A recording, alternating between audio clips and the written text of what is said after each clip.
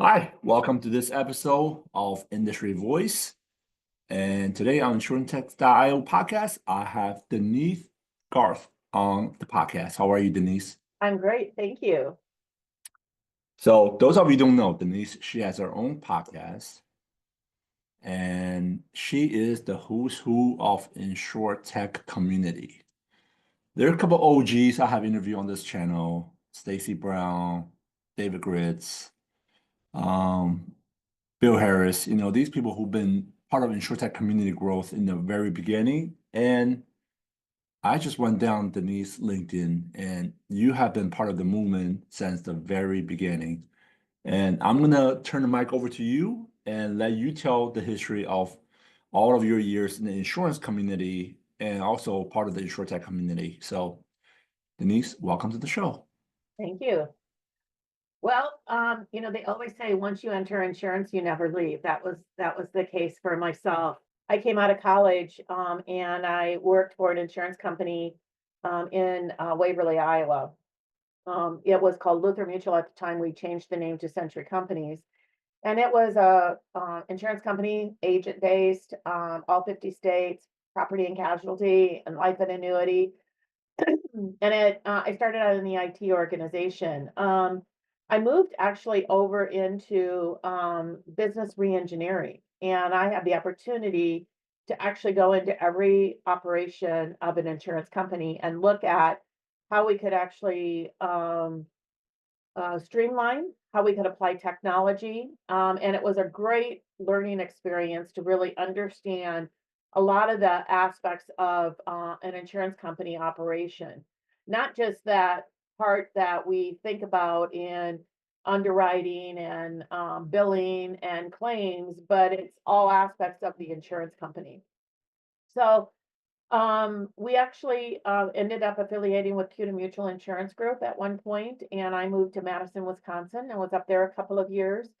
And in the course of both of those companies, I actually flipped between IT and business. So I actually have a background of both being in IT and in business. I had left there and I went to Mutual of Omaha to actually work on a project for agent automation. A gentleman that I had worked with on a major project that I had run at Century Companies had recommended me into Mutual of Omaha.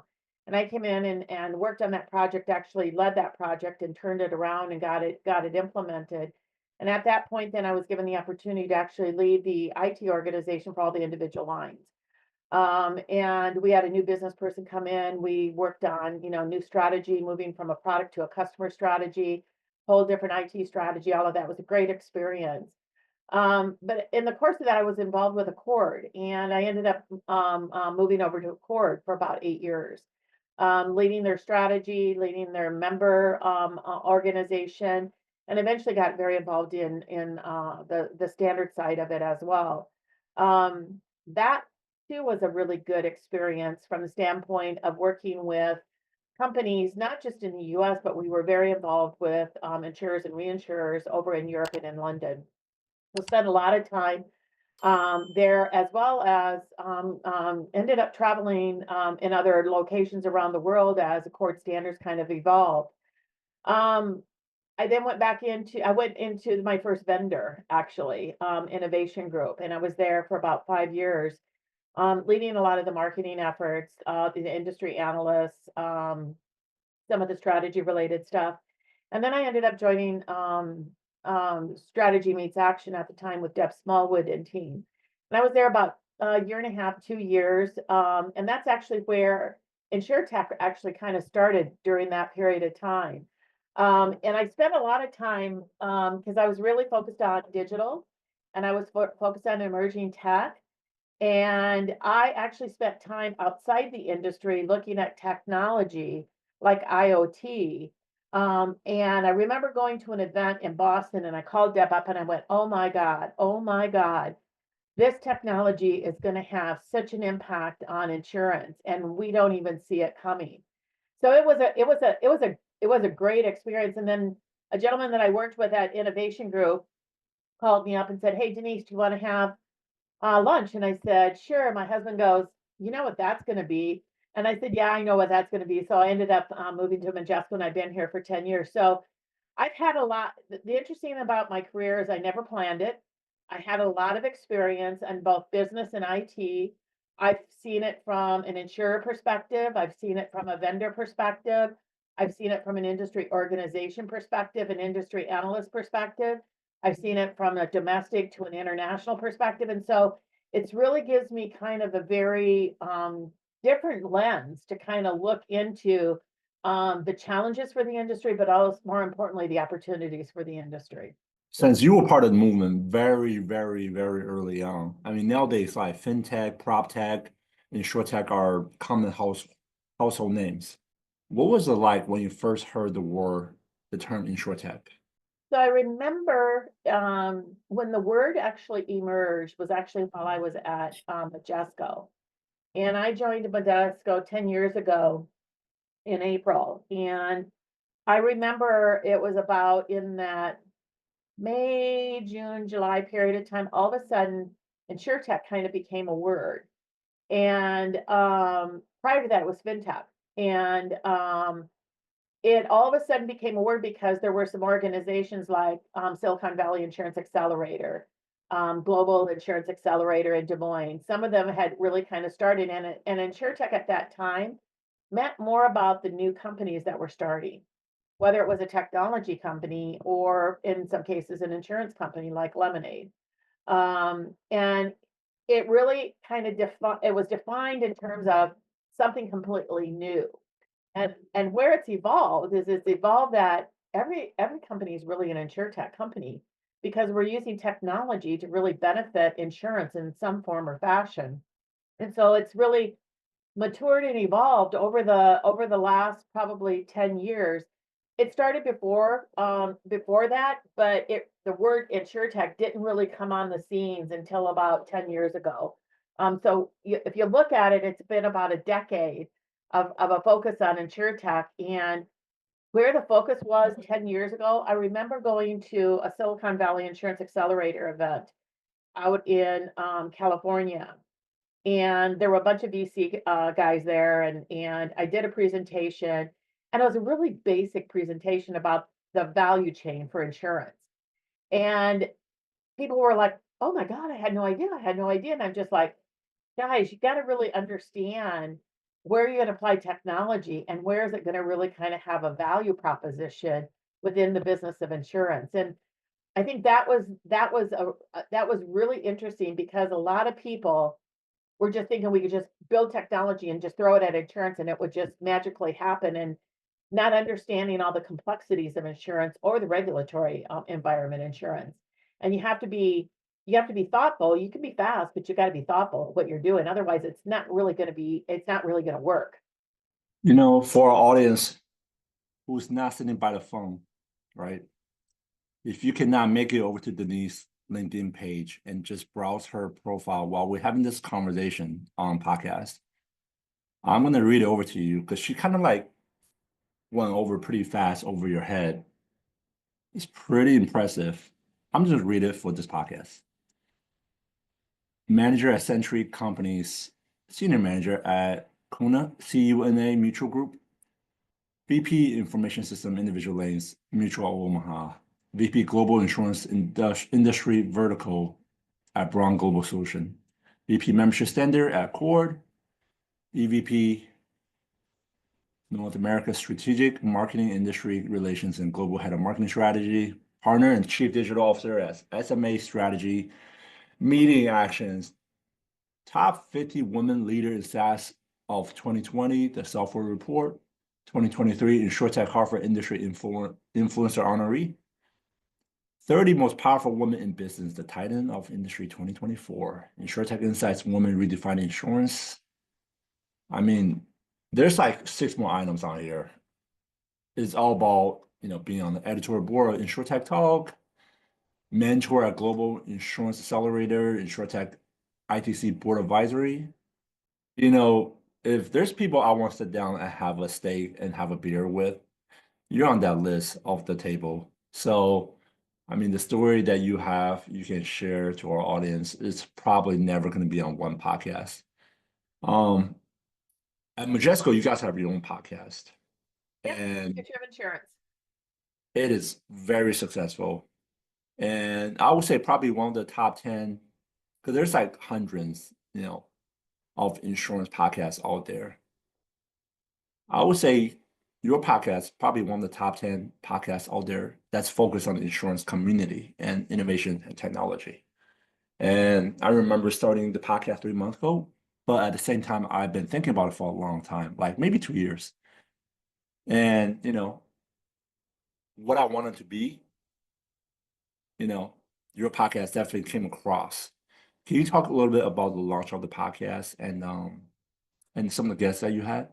Thank you for watching this video. Now a quick message from our sponsor, Mav.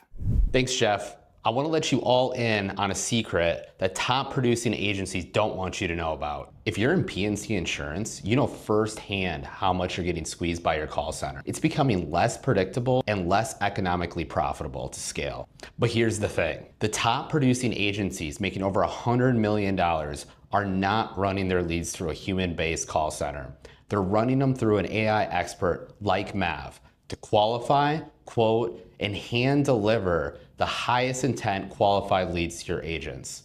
Mav takes care of the back and forth, having unlimited 24/7 conversations with your leads that are personal and relevant so you can scale to the moon. Ready to ditch your call center and 10x your agency? We're giving the listeners of insurtech $15,000 worth of credit to try Mav. Head to hiremav.com/insurtech to claim this offer. So the launch was, jeepers. I think the launch has been 7, 8 years ago now. And the guests range from a wide array of people. First and foremost, it's a number of our customers, that are leaders within their own organization and recognized as leaders in the marketplace. It's some of our partners, whether it's some of our partners that are part of our ecosystem, that they bring solutions that are integrated into our solution, or it's our SI partners, or our technology partners. Last year, I did a podcast with both um, our partner at Microsoft, with also our chief product officer, and we talked about AI and GenAI because we've been very aggressive and very leading in terms of embedding data and analytics into all of our solutions, in particular GenAI. And so we had a two-part podcast actually talking about all of that and the implications of that and the opportunities of that. And then it's it's a number of industry and influencers and leaders, that over the course of the 7 to 8 years I've gotten to know and part of my network, and I trust and value their insights. And as you kind of go through it, it really brings, I think, a really great dimension of different views and different lenses at looking into insurance and from a technology perspective, that I think is really, really important. So it brings maybe some of that outside in view from some of the industry influencers. It can bring kind of a customer perspective or an insurance company perspective that tends to be more of an inside view. And then it's a combination of others that kind of wrap around that. And so I think that that's one of the reasons why it's so successful, is because it brings that very diverse viewpoint and perspectives to it. It talks about what they see as some of the opportunities and some of the challenges. I always try to get them to share what they would recommend for people, and what do they see as the big trends that people need to be kind of looking at. So it provides, I think, really great insights, and they're about 35 minutes, and that's a good period of time, because typically that's, people will listen to it in the car, they'll listen to it while they're walking or working out or whatever it is, and it becomes a really great level of insight to really kind of connect the industry between people, but with ideas and solutions that people can kind of think about as they're working through what it is that they need to do. So you're at Majesco for almost 10 years, and it's a big company, right? I mean, on LinkedIn, you guys have 58,000 followers. That's more than most insurance carriers. And you guys also have 2,300 associate members. Yeah, a little over 2,000. What was it like?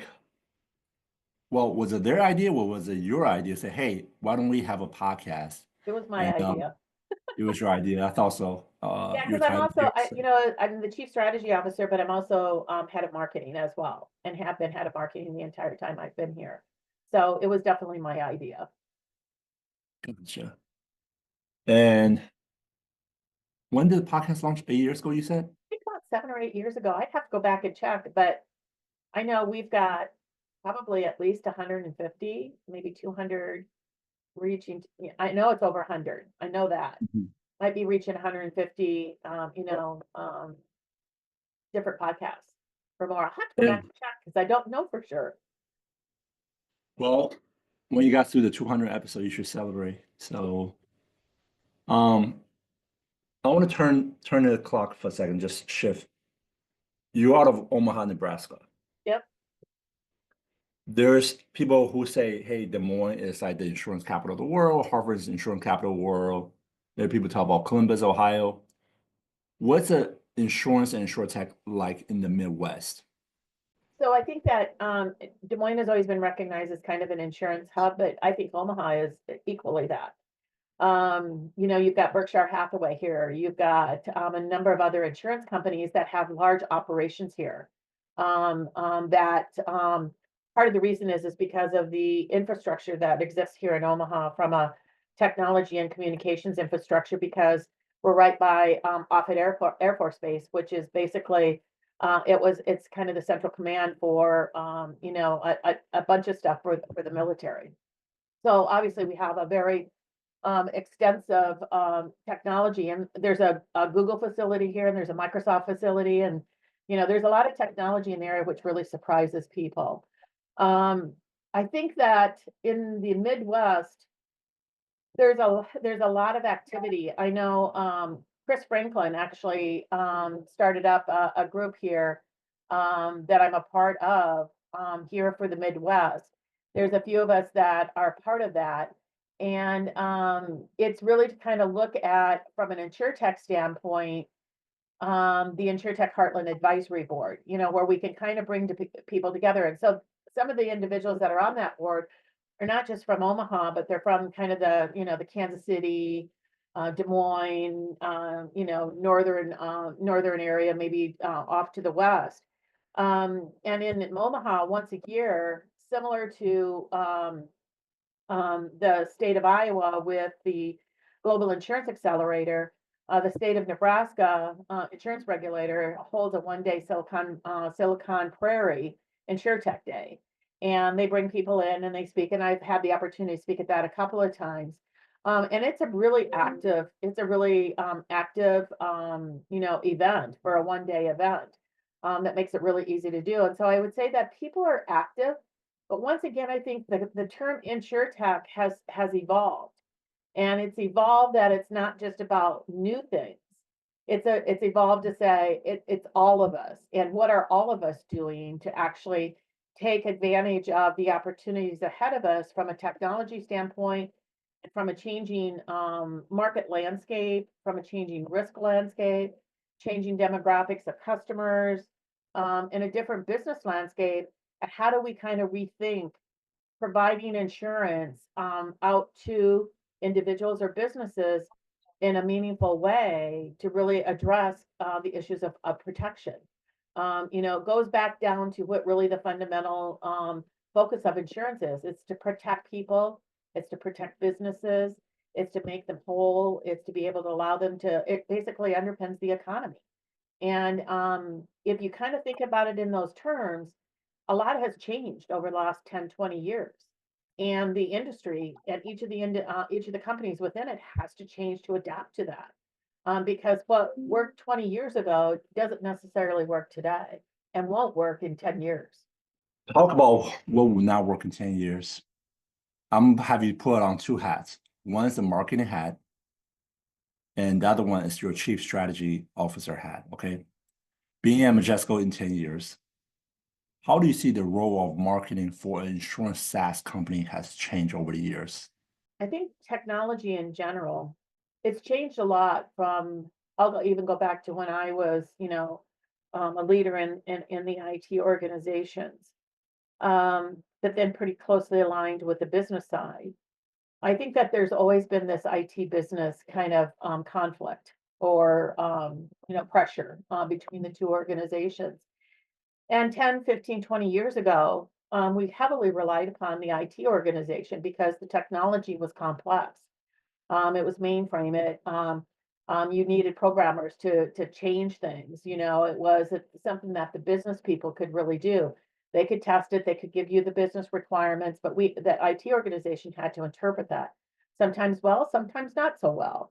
For things to kind of go. And I think as the technology's changed, it has opened it up that the business now can actually do a lot with the technology independently.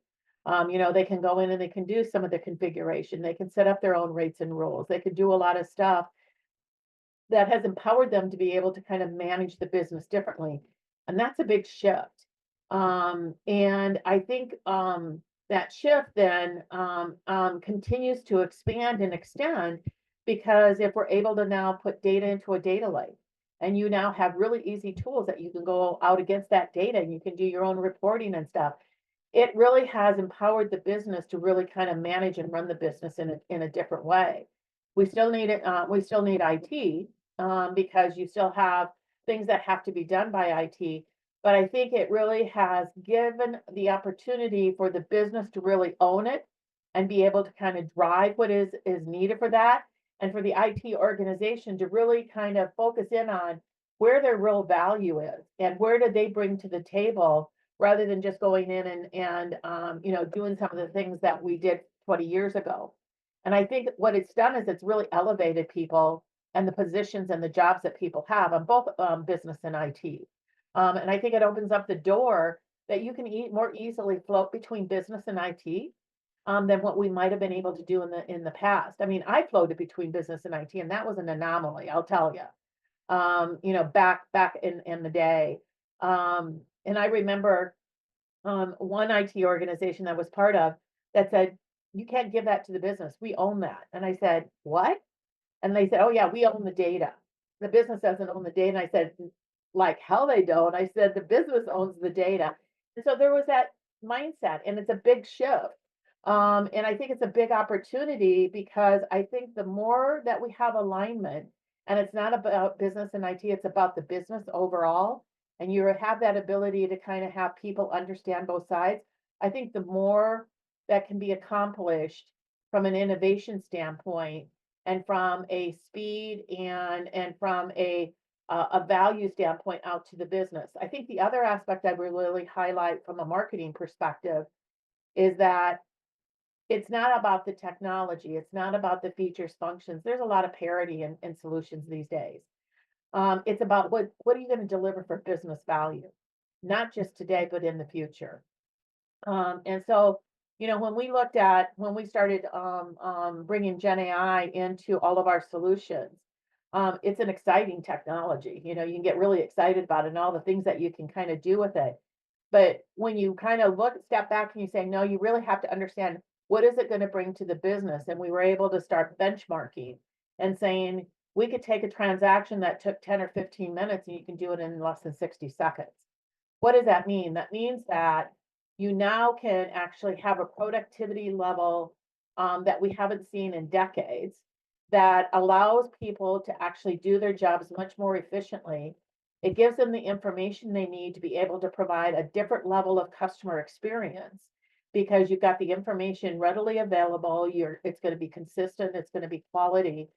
And more importantly, when you start looking at driving that level of productivity, what that means is that you might be able to start lowering your cost unit ratio. So back to my business reengineering days, we went in and we looked at where we could apply technology. We understood that every task that we did had a time associated to it, that had a unit cost associated to it. So if you're able to really start driving down lower unit costs for different types of things that you do, functions you do within the organization, that can help you actually improve your pricing, which then can actually help you improve your competitiveness out into the marketplace. And so I think from a marketing perspective for technology today, yes, there's some elements of technology, but it has to be put into the position, what's going to be the business value, not just immediately, but that longer term down the road, that's going to make a difference for that company. And I think that's to do that, you've got to also understand insurance because you can't just be, oh, it's all kind of fluff. No, you got to get down to some of the details because people understand fluff these days. We were both at ITC Vegas last year. You guys had an incredible booth, big booth with was it one or two astronaut? One astronaut, and we had a rocket ship with That's right. a sphere that looked like a planet Majesco. Yeah, my production team came over and we did a couple of spotlight interview at your booth. Um, Good interview, but the overall theme of the entire insurtech ITC Vegas was AI, right? And I was surprised how many company was not from insurance and just coming here and say, hey, we are building AI tools and you guys are just going to love it and use it. And I'm like, there's problem you got to solve. You got to actually solve problems, and you got to understand how one of the biggest challenge to insurtech is unstructured data. And if you don't understand that part, you don't understand how the data flows, then AIs are just useless.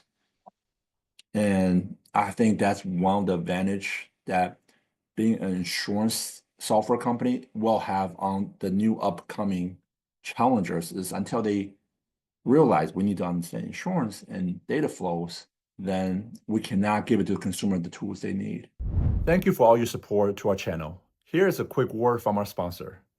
Please click on the link below in the comment section to sign up for a demo with Track AI. What if your insurance sales conversations could work harder for you? Meet Track, your AI-powered conversation intelligence partner. Track automatically captures and analyzes every customer interaction, providing instant call summaries, risk analysis, and AI-driven coaching insights. Say goodbye to manual note-taking and hello to more selling time. Track handles the admin work while you handle the revenue. Fully integrated with your favorite platforms.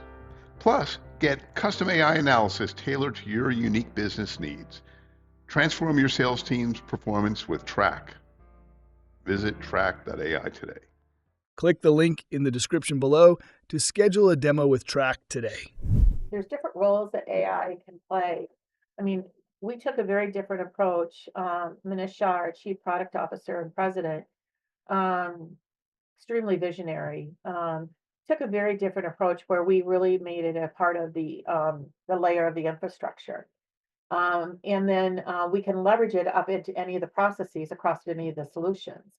Others are taking it by user persona. Now we have user persona, things that we've developed, but the infrastructure is there that we can use it across the board. So when we've now done ingestion of unstructured documents, for say a quote, we can actually take that capability and we can apply it in other places and train it on different types of documents. So you can kind of use it once and then repeat and use it over. You just have to train it on different types of documents to be able to pull the data. I think that it allows us to really kind of rapidly do that. I think at the same time, from a true AI model perspective, we've developed a few of our own AI models because we've got the data to be able to do it, but there's a lot of models we're not going to be able to do. So we've got an AI ecosystem, where we are partnering with other partners that bring a different AI model to the table that does something that we don't do because they've got the data and they've got the built out. I think that brings real value. But when you look at GenAI, I don't know how you can actually say, oh, we're just going to go plug it in. It's really hard to plug a GenAI in to say, what are you going to do and how are you going to do it consistently across it? And so I think you got to kind of think through because not everything is all the same. And you got to think about, to your point, the business case. What is that you're trying to do from a business perspective to be able to kind of leverage these technologies? I have a random question that just came up. Majesco is a tech company, right? Yep. And you're the chief strategist officer of a tech company. We talk about the arms race between Google, Amazon, OpenAI, X, right? What does the arms race of talent look like for technologists, people in the insurance world? There's a statistic that I talk about a lot, that over the next 5 years, about 50% of the industry is going to retire.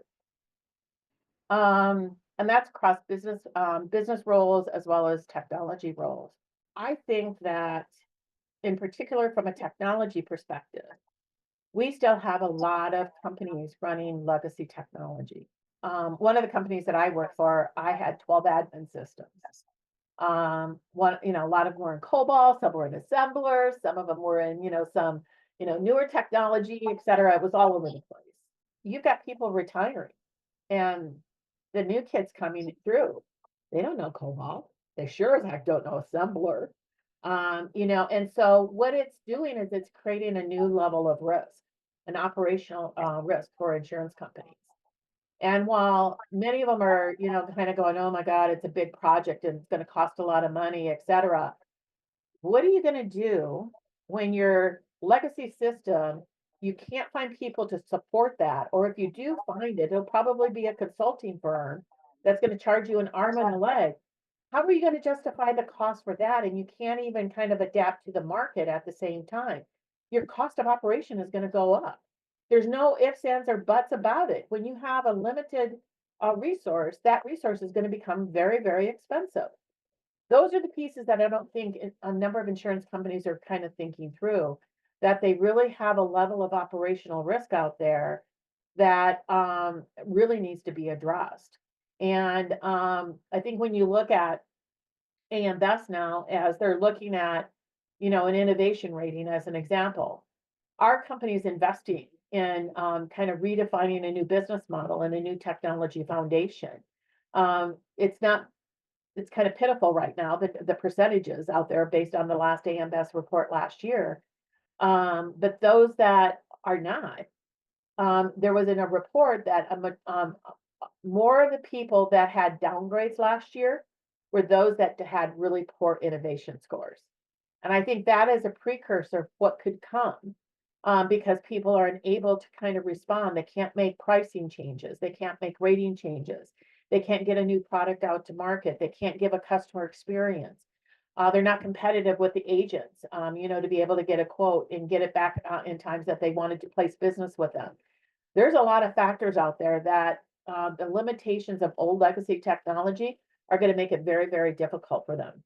You just drop a whole set of problems that I don't think about, and you probably deal with it all the time. And now I'm stressed out about it, and it's not even my problem.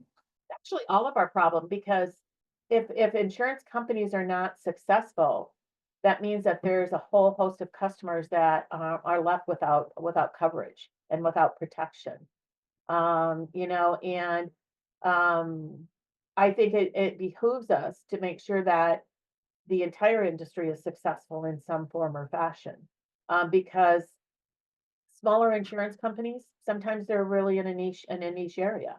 Some of them are in just a state, that they cover for, agriculture, for a lot of the West and the Midwest types of things. You kind of know your market, you kind of know your customer. And I think that behooves to be able to have that kind of relationship. It's a trusted relationship, quite frankly. I want to go back to the AI part. Sorry, just curious on your thoughts. What do you think 1 year from today? We're sitting here again having the same podcast. How fast do you see the industry adapting? Our industry adapting to AI in the next year? And where do you think we could see the biggest potential impact? The industry's been adopting AI for the last 10, 15 years, from an AI, for various different AI models. I see that continuing. I see new models emerging because we now have access to different sources of data to be able to develop some models that are going to address very specific needs. And so I see that continuing. I think the piece that is interesting is GenAI, and the adoption of that. Right now, we're the only core system vendor in the market for both property and casualty and life and annuity and health that's using GenAI. And we're over 2 years into it now, and nobody else is kind of doing it. We're already kind of moving to, and this technology is moving so fast, that if you don't have a strategy and an approach to it, and you're not actively kind of participating in it, I see that it's going to be very difficult to kind of catch up, because you do have to have a baseline of use. And so I think a year from now, I think we're going to begin to see, just like we started to see last year with some of the data coming out from AM Best, from the innovation ratings. Those with higher innovation ratings had better loss ratios, had better growth, those types of metrics. We've done benchmarking to say, what kind of metrics are we seeing for people who are using the GenAI within our systems? What kind of productivity savings can they have? What kind of will that have that?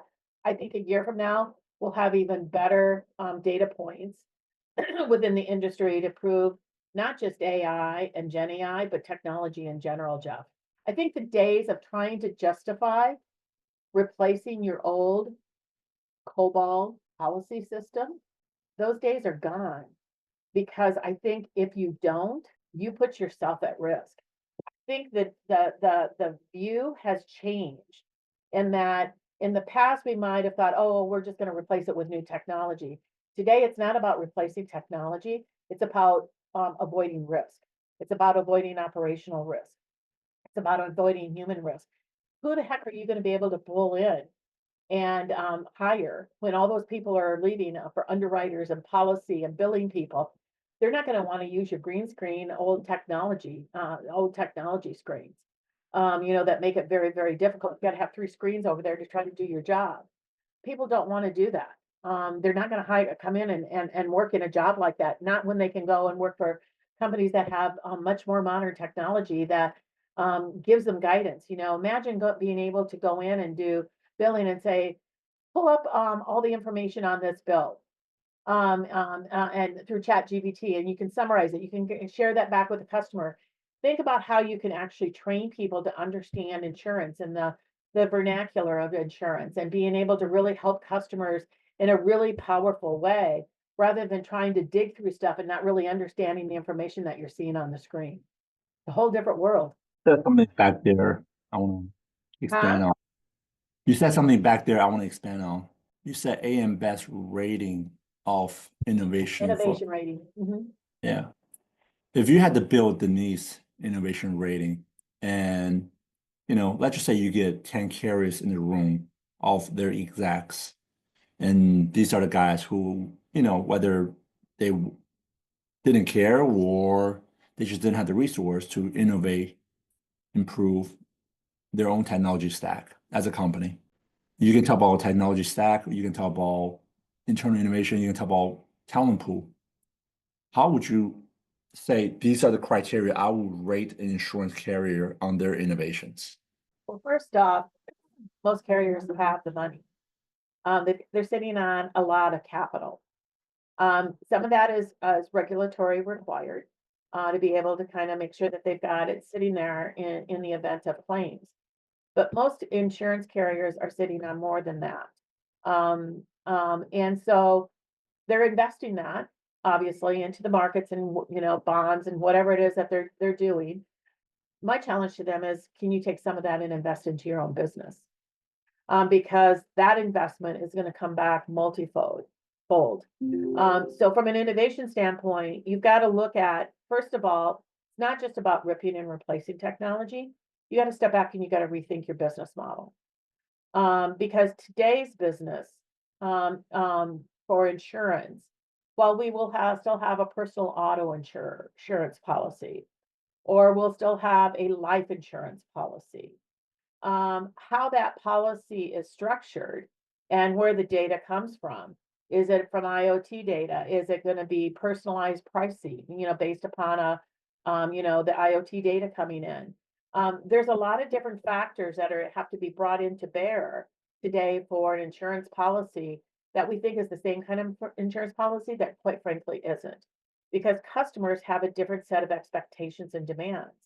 They know that they are being underwritten for risk, but they want to be able to underwritten for their risk, not necessarily for my risk. And so looking at those types of things, we've got to step back and we've got to rethink the business model, the operating model, and then apply the technology to that. And at the end of the day, I can't tell you how many times over my career I've heard this, well, this is our sweet sauce. This is our sweet sauce. I don't know how many projects I was in. This is our sweet sauce. And I'd step back and I'd say, why is it our sweet sauce? It's just a process to process, billing. Oh, that's our sweet sauce. And I'm just like, that is no sweet sauce. At the end of the day, what really differentiates Short world terms. oh my I hear God, that too. what You're the really first person said on the podcast, by the way. You're the yeah, first person to point that out, but like I hear that too. Like, why are we always saying that? yeah. What really differentiates an insurance company out in the market is number one, their product, how they underwrite, their underwriting differentiates them, the channels they sell through, and their customer experience. At the end of the day, those are the key things that will differentiate you in the market to make sure that customers are getting what they need and what they want at the price that they want, and at the experience that they want. And you're selling it through the different types of channels. How you process something is not going to be your sweet sauce. Everybody does the same thing. So instead of focusing your attention on these areas that in the past you thought was your sweet sauce, focus it on the areas that truly are going to differentiate you in the market to your customers, your potential customers, and the agents or channels that you're working with. And that are really going to differentiate you by bringing you to the actual business metrics that you want. You want underwriting profitability. You want a lower loss ratio. You want to have a level of productivity. You want your unit costs to go down. What are you going to do to be able to do that? Having everything as a sweet sauce just adds a layer of complexity and customization that adds a layer of cost to everything that you do. And is that really where you want to put your money? I don't think so. We should name an episode dedicated to sweet sauce. That episode should be all the sweet sauce you have heard over the years. Yeah, I just did a podcast at the beginning of the year with our CEO, and we talked about that in some ways, and we just said, just say no. Just say no. To the sweet sauce? Yeah, just say no to customization when it really isn't going to provide any advantage for you. And in fact, it probably provides a disadvantage because it's going to add a layer of cost and complexity. There's not that many insurance software companies have 2,000 plus employees. Some people talk about their culture, some people brag about their culture, but if you were here to just share with somebody, what's it like to work at Majesco? You work with all the senior leadership there and you work with the people who are under your department. So what's that like? It's a great company. I love my job and I love working with the people, that I work with. I have learned throughout my career that the people that you work with and the people that you work for make a big difference in how you can effectively do your job and how you really enjoy your job. And so for me, I love my job. I love working with the people that I work with. You're always going to have ins and outs, little things that, oh, I disagree with this or I disagree with that. But it's the big picture stuff. And I think from a value standpoint, what really stands out to me is that we have real integrity, we have real empathy, and we work hard, but we also recognize people have personal lives. I think prior to COVID, everybody was used to going into the office. Everybody went work remotely. We've stayed a remote first company, but we bring people together for the right things. We were just together last week for our sales kickoff as an organization. And I think that that has helped people. You're able to bring in better talent. You can bring in talent. You're able to kind of balance that work-life balance. That's a big focus for us as a company, because when you're a software company, you've got a lot of deadlines. You've got product releases coming up. You've got customers implementing. You've got customers upgrading. You've got there's always something kind of going on. And I think finding that balance has been really, really valuable, and why we're able to attract the talent that we've got. The thing that I like really well is that you're given a lot of ability to do your job.